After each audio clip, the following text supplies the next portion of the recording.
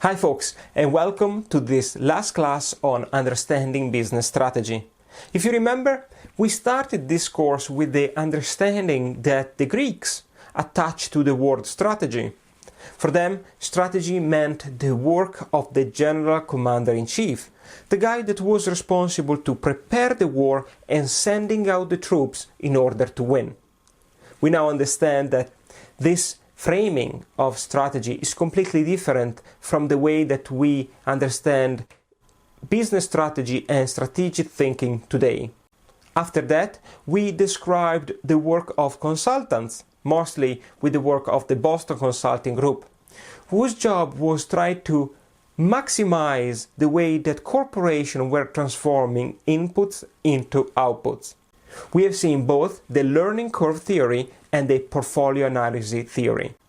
At that time, the problem wasn't really competitors and competition just yet, but was really the way that companies were transforming inputs into outputs and maximize efficiencies. After that, we kind of zoom in into the work of Michael Porter at Harvard Business School and the Positioning School of Strategy. We have seen two different tools, the value chain, that describes how the activities that a company performs enable a company to develop a sustainable competitive advantage, and how the value chain connects with the generic strategy theory developed by Michael Porter. After that, we took a brief look at two dimensions that are entering the world of strategy. The first dimension is the people, or generally speaking, the resource dimension. What is the role that resources of an organization play in its ability to create and maintain a sustainable competitive advantage? And the second dimension is the time dimension. We try to understand how a company actually is able to develop a strategy. Is that process deliberate, or actually strategy is emerging? And those are two questions that still open in the debate, in the strategy debate today. And I'm creating courses that try to deepen and try to understand the different factors at play in the two different dimensions. In closing this course, let me highlight just a few points that are essential when we think about strategy, business strategy, and strategic thinking.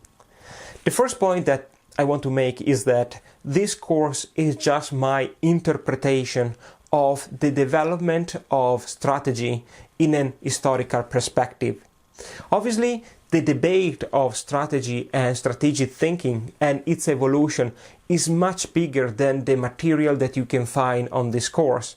But given the time and the knowledge that I have, I decided to focus only on few theories and few points that somehow explain the development of strategy and strategic thinking.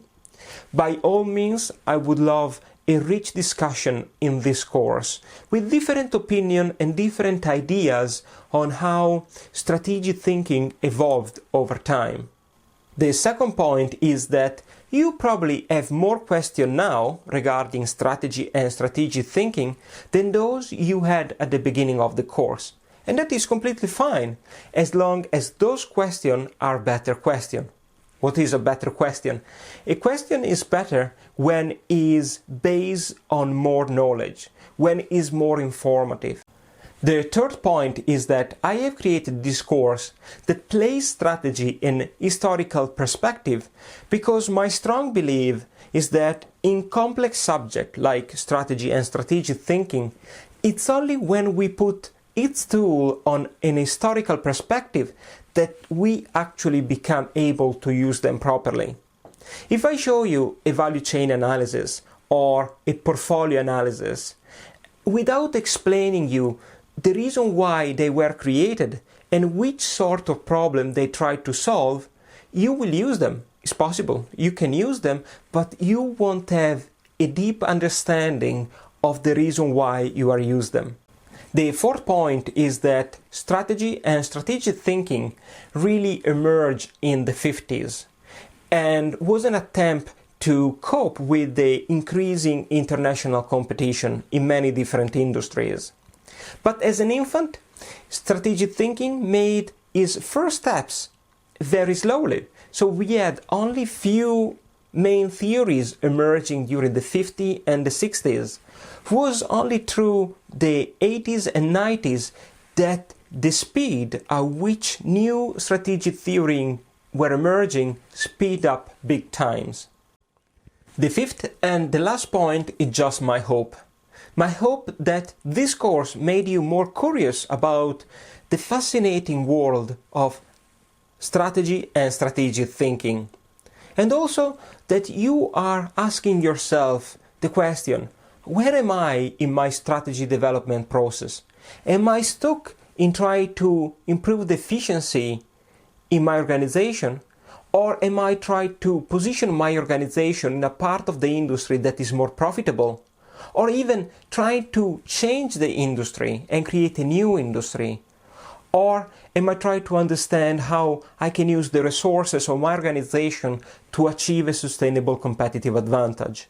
And my final hope is that whatever you have learned in this course and in the future course of strategy and strategic thinking, you will use those concepts and those tools to create a better world for the many. Stay tuned.